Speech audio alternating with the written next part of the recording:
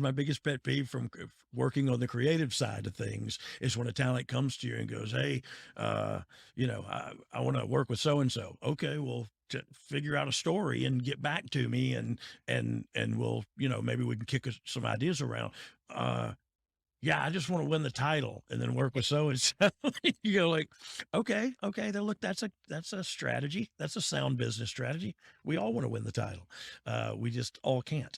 So It was interesting in saying that. It was interesting for me in my position at WWE, learning and evolving on how talent should pitch stuff. Because yeah, a lot of times I have this character and they pitch this character, but then there's no laid out plan of how the character yeah, actually fits into the program or the show, like yeah. how the feud actually correlates to the content on TV. It's good idea, but it doesn't work with the current product. So how Right. do you actually incorporate? Well, that's what a lot of the viewers don't understand is all the because look, everything has bureaucracy, right? And when I say bureaucracy, I just mean a process of going through some things and clearing some things and making sure things are okay. But if you just come to me and tell me, look, I'm going to wear this mask and I'm going to beat people up backstage, okay.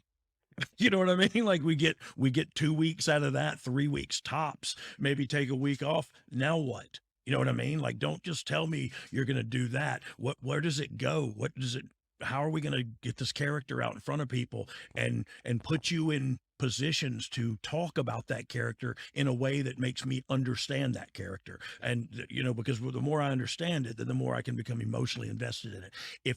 If you're not emotionally invested and I mean emotionally invested in your baby face or your heel or whoever your guy is, man, it's just it's not he's not working. You know what I mean? If he doesn't have you emotionally invested, then we need to get him talking some more. And that's the big deal about promos too. Promos are huge nowadays because it lets people know what my motives are, what the am I the good Samaritan? You pass a school bus that's turned over and people will go around it and film it and all kind of crap, but some people will stop and run towards that school bus, and those are little good Samaritan actions that a babyface can do on a wrestling show without words too, that just show you in his actions, oh, he's a good guy. You know what I mean? And so you got to write them into scenarios where they get the opportunity to show or say that they're a good guy.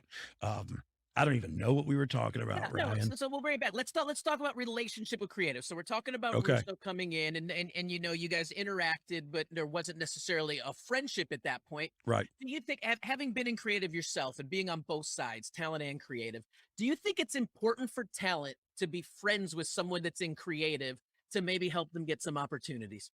So look, speaking professionally, um and from a corporate vantage point, like it's a little frowned upon for the writers to be friends with the talent. Now, look, that happens a great deal because they work with some writers a lot, and so they have their favorite writers. I firmly believed at the time that if I made a name for myself, if I stood out on television, they would have no choice but to come to me and go, "We want to do more with you. We want to do promos with you. We want to do this," And so I never for 1 minute thought about making friends with the guys so that they would put me on TV more. But I did think about making my TV time count and then kind of forcing their hand, like, okay, they're going to come to me now.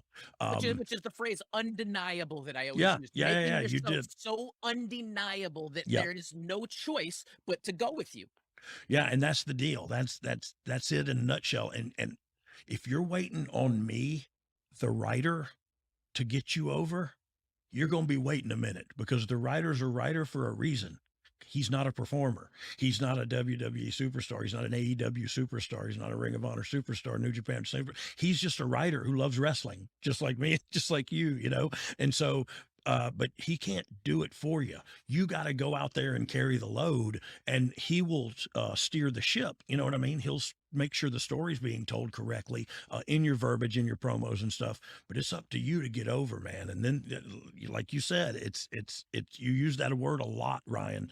Undeniable. You use that a lot when talking to talent, and that's look, you got to stand out, get my attention. What are you going to do different? Because everybody can do a hip toss, everybody can do a drop kick, blah, blah, blah. Show me something. You know what I mean?